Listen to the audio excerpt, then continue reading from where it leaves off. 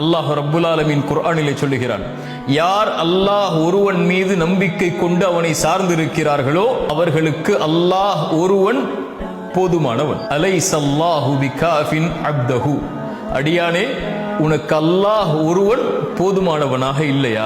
இந்த வானம் யாருடையது? இந்த பூமி யாருடையது? இந்த சூரியன் யாருடையது? இந்த அண்ட சராசரங்கள் யாருடையது? உன் செல்வம் யாருடையது? உன் சுகம் யாருடையது? உன் மூச்சு யாருடையது?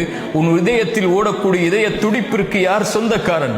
வமா பிக்கும் மின் நிஅமத்தின் ஃபமினல்லாஹ், இந்த உலகம் அனைத்தும் அல்லாஹ்வுடைய அருளை கொண்டு இயங்கக்கூடியது. அவன் உங்களுக்கு போதுமானவனாக இல்லையா? படைப்புகளை சார்ந்திருக்கிறீர்கள், படைத்தவனை சாராமல். நோயால் சிரமப்படுகிறீர்களா? கஷ்டத்தால் கடனால் சிரமப்படுகிறீர்களா? செல்வத்தால் சோதிக்கப்படுகிறீர்களா? குடும்பத்தால் சோதிக்கப்படுகிறீர்களா? கண்ணியத்தால் சோதிக்கப்படுகிறீர்களா? வாழ்வு நெருக்கடியாக மாறுகிறதா? தப்பிப்பதற்கு வழி தெரியவில்லையா? யாரை சாரப்போகிறீர்கள்?